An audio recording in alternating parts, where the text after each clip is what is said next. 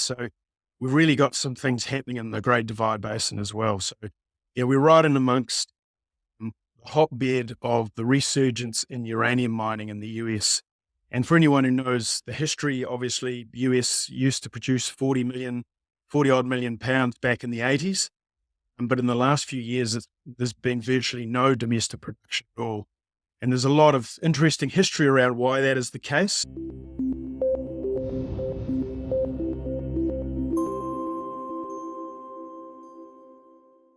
Bruce Lane, GTI Energy, good morning to you. Good evening to me. How are you, my friend? Hi, Andy. Great to be with you. Our weather's probably the opposite to yours at the moment. We're about 40 degrees Celsius.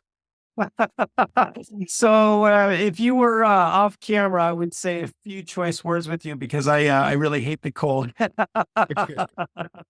So let's jump right in here. Let's get to who is GTI Energy. Let's tell all of our listeners about that, and let's have a discussion first. But first, we'll go there, and then we'll talk about the projects here. And what's interesting to me is you're this natural resource company in Australia, but you're in the US, which there's not a whole lot of you that do that. So let's there, Australia to the US. Tell me about the company.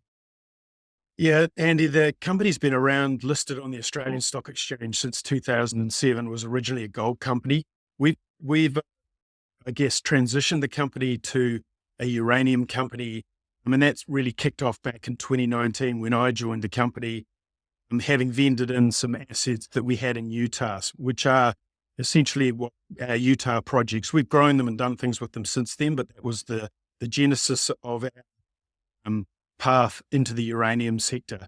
You know, and I personally had been involved with a couple of uranium companies that have been pretty successful before Fukushima, and had been kind of biding my time, watching what was happening with the climate change agenda and energy in general, and I couldn't see anything other than a positive future for nuclear eventually. And so we started off with our Utah assets back in 2020, 2019, and then the company got a bit of airtime during 2020, and we got some love in our share price around the start of lockdown. And then from there, we raised some money. We went on and staked some really interesting properties in Wyoming in the Great Divide Basin. And that really got us kicked off into the in situ recovery uranium business in Wyoming. Then we acquired or staked some more projects off the back of that. And then we found the Low Herma project, which is our lead project in the Powder River Basin, about 10 miles away from Cameco Smith, Rummage Island. And that's really our focus at the moment, is in situ recovery uranium project in the Powder River Basin.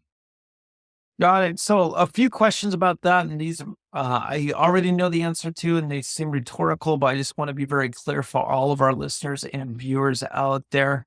You are currently in Utah and Wyoming with your big project in Wyoming. And what I thought was really interesting to me from an investor point of view, you have some other really big projects. And if it's okay, I'll name drop you. UR Energy is right there. You just mentioned Cameco is right there. Is that correct? Yeah, that's right. I guess the two big production areas at the moment in Wyoming are the Powder River Basin and what is called the Great Divide Basin is kind of the Red Desert. They're very close to each other. They're only, a few hundred, less than 100 miles away as a crow flies, certainly from each other. And so that forms, I guess, the main production area where there's current producing mines, mines getting back into business and exploration projects all happening. I guess in the US, the other area is Texas for ISO, where you've got Encore Energy with Alta Mesa and Rosetta back in production. And then from a hard rock point of view, you're kind of down in Utah around Energy Fuels at the White Mesa plant and Blanding, which is the only hard rock processing facility in the US. So you've got Colorado Plateau and Utah where our hard rock projects are. So there's probably three big areas that are the focus at the moment. There's some other bits going on, but that's really where the main action is. And so our lead project there in the Powder River, that is really the bulk of what's the main area that's seeing action at the moment with energy fuels. You've got UEC has kicked off production at Christian Ranch, which is 40 or 50 miles up the road. Cameco's not producing next to us, about 10 miles away, in the Powder River. But we believe at some point that they will kick those projects into action. And then down in the Great Divide, it's really UR Energy in production, but UEC's just bought Rio Tinto's Sweetwater Mill and all the assets there. So we've really got some things happening in the Great Divide Basin as well. So yeah, we're right in amongst the hotbed of the resurgence in uranium mining in the US. And for anyone who knows the history, obviously, the US used to produce 40 odd million pounds back in the 80s. But in the last few years, there's been virtually no domestic production at all. And there's a lot of interesting history around why that is the case. And I could spend a lot of time talking about that if we want to dive into it. But the key point here is the US uses 50 million pounds of uranium a year at the moment, and that's without any growth, and really is producing next to nothing at a time when there's a ban on importation of Russian uranium and a retaliatory export ban. It's really an interesting time for uranium companies in the US with the AI revolution and all the other things you've seen going on. Yeah, it really is an interesting time, and it's actually uranium in my own fund, in my own holdings. I do have allocations to it, but it's my lowest allocation, which is soon going to be going up higher. Just for all of our listeners, I'm very bullish on uranium, but it's a longer term play, if you would. But I guess really what my question is why, and I get these comments all the time and emails all the time with uranium running like it did, and it's sold off here in the last 6 to 9 months, but running like it did, why haven't the stocks really followed, if you would? Or what? They've just been hammered really in the last 6 to 9 months. What's your opinion on that? Yeah, it's been a volatile ride, and uranium has a history of volatility, which is great if you catch it at the right time. It can hurt if you've gotten it a little bit late and then suffer the downside of the volatility, obviously, and that's what we've seen, particularly since say January, February last year. The back end of the back end of 2023, early 2024, when uranium spot price went to $105, the stocks, pretty much all rose on the back of that dramatic increase at the back end of 2023. And we were no exception. But what happened since then was, I think that created a lot of expectation the uranium price would stay at that level or go high. And what has transpired is that it's kind of the spot price in particular, which seems to be what everyone focuses on, particularly in the retail market, because it's not like gold where there's kind of a very highly traded, transparent, despite all the derivatives, put that aside for 1 minute, or even iron ore, where you can kind of get a very transparent look at the price. The spot price is on a very thinly traded, only a tiny proportion of funds traded are in spot, and it's a very, I would call it it's really a broken market. It doesn't function it's not an LME exchange traded market. So it's not a great indicator of the real value of uranium, because pounds are traded predominantly in long-term contracts, and those long-term contract prices are not very transparent to them. So if 90% or 80 to 90% of the commodity is traded in long-term contracts, and they're all pretty much confidential, it's hard for people to get an understanding of the real value of a commodity. So what's happened with long-term contracting is it's been the price has held up very well. Long-term contracting volumes have been low, and we think they're going to come back, through the next few quarters. And we'll see, a growth in that price. But will it be transparent? Not necessarily. So look, I think that's one of the factors, is that we saw that spike in price. It's tracked back. And then also there's been a lot of broad market discontinuity and challenges in the broad market, which hasn't helped, the uranium stocks. And bearing in mind also, it's a relatively small market. if you look at the traded market cap combined of all uranium stocks, it's about a third of the size of a chocolate company trading on the NYSE. So you're talking 60, $70 billion. And of that, Cameco's a huge proportion of, and Cameco's a vertically integrated company. It's not just a uranium miner. It's so much more to Cameco than that. So it's a small sector.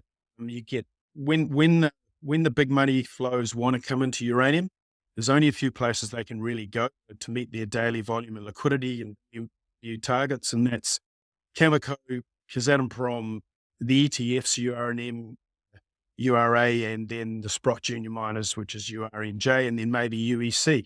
So, what happens, the ETFs get a lot of money. The ETFs go and buy the indices. That lifts anything that's in the indices. And a lot of the junior guys aren't big enough to be in the indices and find it's kind of harder to catch it. And then everything goes down when the big money wants to leave those funds. And of course that hurts everybody. So we get the downs, but we don't get as much of the ups from the ETFs. So there's a whole lot of reasons why it's volatile. But it is part of the environment. I don't see that going away anytime soon. It's going to be volatile. Got it. So let me ask you this specifically about GTI here. You're in Wyoming. You told me a little bit about the project here. Tell me about what is the plan moving forward. How are we going to get this in production? Give me a timeline, rough timeline, and just really the plan. Yeah. So we were able to acquire a database of drill holes a couple of years ago to the project. And we think that had a value of around sort of $10 to $15 million of a replacement value. That gave us a running head start to be able to put a resource out. So we put an initial resource out, around 5 million pounds and verified the database, did some drilling to do that. Last year, we drilled another 70 odd holes and were able to upgrade the resource to around 8.5 million pounds, an exploration target on top of that, of an additional 6 to 11 million pounds. So we've established a really good footprint and a good start, which we think justifies doing a scoping study. So we're doing a scoping study as we speak. Look, we've guided for that to be completed in the first half of this year. We think we can get it done a little sooner than June. We think we might even be able to get it done in March. And that sets up a project with an economic story around it and, a bore field footprint and a development program. And then from there, there's a little bit more development work to do the back end of this year in terms of drilling water monitoring holes, growing the size of the resource, a bit of infield drilling, and kicking off the permitting. And so that could put us on a path to be in production within the next few years. And it's a little hard to be accurate on that because, of course, if we are fully funded and money wasn't an issue, we'd be able to be more confident about that timeline. But it is conceivable the project could be producing within the next 2 or 3 years. But the permitting time frame kind of dictates, you've got to do groundwater monitoring, baseline studies is probably the main one. The flora and fauna and archaeological things, they're not a big challenge where we are in Wyoming. There's lots of projects around us. It's a very well-trodden path for permitting. It's all managed at the state level. Wyoming's one of 4 agreement states in the US, being Colorado, Texas, Utah, Wyoming are all responsible for their own permitting at the state level. They don't have to go to the federal government, which is why all the uranium mining occurs in those places. So we're confident about the support from the state, and the path to permitting is well trodden. We don't think there's any bogeymen out there, but those projects of all kinds, but particularly in the energy space. So that could be shortened if the capital is available to actually run that process. So short answer, a few years. Got it. Okay, so I'm going to ballpark this for myself and a couple of listeners and all of our listeners, a couple of listeners. 2 to 4 years, 5 years, that's a good horizon to get a mining permit. That's what you would say would be very fair. Yeah, I'd say, yeah. And if you hit the middle of it, then it might be about right. About 3.5. Got it. Okay. So let's talk about finances and share structure and shares. Yeah, one of the things that, again, all those that are involved with junior mining, that is a very capital intense business, meaning you got to spend a lot of money to make money. Tell me about that. Where are you guys at financially, and what's the goal and what's the plan? And tell me about your share structure and not only where you're at with share structure, but what's the plan with your shares? Yeah, so we've got around 3 billion shares on issue, and and we've got another million options with a strike price of 1 cent. That I think probably expire at around 29. Um, yeah, we got probably at the end of this quarter, we put out a quarterly report to the exchange at the end of each quarter, and at the end of December, we're likely to have something in the region of around $1.2 million. Um, if you look, we're a six listed company. It's uncommon to have a few billion shares on issue, especially if you've been running a project and making progress, raising money, spending money. Um, Obviously, everyone always wants to do it with an upward trending share price. And I guess that's been one of the challenges over the last 12 months, that even the biggest uranium companies, their share prices have tracked back a bit from January last year. And in the junior sector, we've had to wear that. And we need to raise money to continue to make progress. We've been able to do that, which gives us confidence that, we've got an investor group who actually do support what we're doing in the project. In terms of what we do going forward to raise capital, there are a number of options out there that would hopefully be less dilutive. We've got a shareholding in another company which we spun out. We spun our gold asset out in Australia into another company called Regenerate Resources. We hold 5 million shares in that company, so it's possible that we could divest those shares at some point to another party who's interested in that company. The other thing that we're actively looking at is partnering with one of our neighbors potentially. I mean, it's not there's by no means a guaranteed solution there, but that is a possibility. We've got producer companies around us. They know how long it takes and how much they have to invest to grow a new deposit and get to the stage ours is at. And they are increasingly attracted to the idea and coming under pressure to supply more domestic uranium to the utilities in the US for a lot of obvious reasons. So we may present a pathway for one of our neighbors to accelerate a greater pipeline of production for their own existing plants. And there are a number of other parties trying to do the sort of thing that we're doing in Wyoming. They have stated objectives to grow their business and consolidate in that area, and they may be interested in working with us on our project. So we're at the stage where those conversations can start to be more, fully formed. And that's certainly something we're looking at going forward as a way to, potentially fund the project without having to keep going back to our shareholders to carry the whole load. Yeah, I got it. So that's you brought something interesting up. All the people I've talked to in a lot of the interviews, both on camera as well as off camera, they just mentioned something that you said, not only in the uranium market, but also just in the junior natural resource market. Well, more than likely see is a lot of consolidation in the next couple of quarters. Again, not projecting that on you, but that will lead to if you're not consolidated somehow, it will lead to more than likely your share price is going up just because there's going to be less companies out there, if you would. So, anyways, okay. Interesting. Anything that you want to leave our viewers with, or you'd like to tell them as far as getting exposure, and how can people buy you if they want? Yeah, look, the the stock is listed on the Australian Stock Exchange. I mean, a number of your viewers will be quite comfortable with the ASX as a very, very well regulated exchange with good liquidity and a lot of international participation. So, it's renowned for being a good place for junior resource stocks. I think it's been better than the TSX over the last couple of years. Mhm. Agree. And yeah,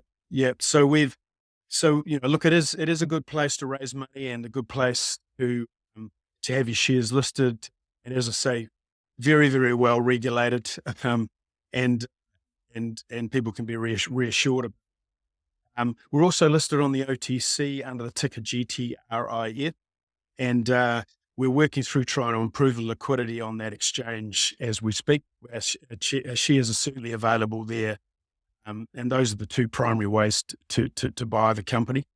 I think what I would leave people with is that, I have to be completely honest to say the last 12 months have been quite painful if you look at the performance of the equities, and we're not alone in that. But it certainly hurts us, because we do rely on the markets to be able to raise capital. But I am very confident this year, and certainly with Trump's inauguration and a lot of the what's been coming out of the White House. So if you look at his energy secretary, Chris Wright, he's on the board of Oklo, which is an SMR developer. Liberty Oil, I think the largest fracking company in the US. He's been up and down the chain in energy, both renewables and nuclear, through his career. Very focused on energy, very focused on getting nuclear really up and running again the way it used to be. And the same with Doug Burgum, governor in Dakota, who sold High Plains to Microsoft in the early part of his career. Very much a tech guy, very much an energy guy, and very, very supportive of nuclear. Same set of the new EPA secretary, if he gets confirmed, and the Treasury. They're all talking about supplying funding, supplying support, accelerating permitting, and getting the nuclear business going. And a lot of that is obviously to support AI, because if you look at the size of these AI projects and the amount of energy they need, it just is not available in the US at the moment. It'll be gas first, nuclear second. And I firmly believe that's what we'll see unfold. So I think I would say this, but I feel quite confident the time has never been better to be involved in uranium. I think you get great leverage out of these junior companies. We are one of the few companies, in fact, we're the only junior in Wyoming that has resource pounds in the ground. And we believe that the number of pounds that we have will support a commercial proposition for a scoping study. We've seen our neighbours develop projects of the size of Lohuma, around that 8 million pound mark. And we know they're focused on getting those into production, either as satellite projects or as full central processing plants. So I think the time is good. I think we're a unique proposition. I don't think the value of the company is reflected in our share price at all. I think we're trading well below any intrinsic value of the assets that we hold. And at some stage, we should be able to find a way to get some value into the hands of shareholders far and above what our share price is at the moment. Excellent. Okay, Bruce, if you can give your website address again, and how people can reach out to you with any questions, that'd be great. Yeah, look, it's www, old school, GTIenergy.au. So not .com, not .com.au, but .au. And if you search on the OTC website, you'll find us there under OTC GTRIF. And if you go to the ASX website, you'll find us there under the code GTR. And if anybody wants to have any further conversations with me directly, ask me questions, please reach out to me. If you email info@gtienergy.au, I see all of those emails and I'll respond to anybody who contacts me on that info@gtienergy.au. Got it. Excellent, Bruce. And also for all those listening, I just looked you up on Interactive Brokers. I use Interactive Brokers, and you were listed there. So that could be a platform that you could use to buy GTI Energy. Bruce, I want to thank you so much for your time. I'll put everything that you said in the show notes there, how people can find you, your ticker symbols, and then I'd love to have you on again in the near future to get an update. Great. Thanks, Andy. I've enjoyed the conversation, and thanks for the opportunity to get in front of your audience. You're welcome. Thank you.